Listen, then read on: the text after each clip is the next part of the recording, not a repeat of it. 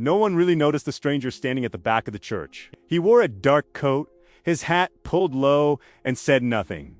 He just watched. Watched as the casket was lowered. Watched as a woman cried so hard she could barely breathe. Her name was Amara. The funeral was for her fiancé, Eli.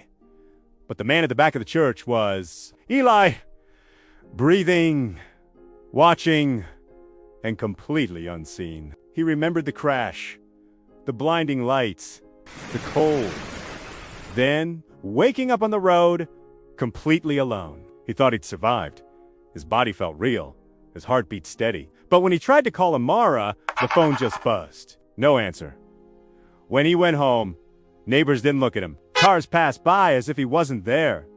Only one thing was certain. He could still feel. And he could still love. When he saw the obituary online, he thought it was a mistake. His name, his photo, but curiosity or maybe longing drew him to the service.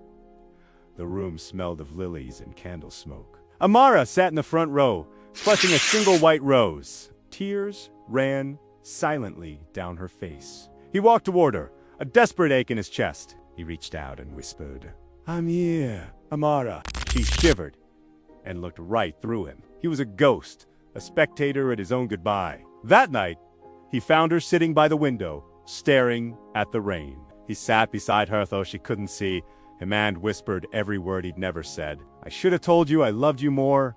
I should have held your hand that night. I should have stayed."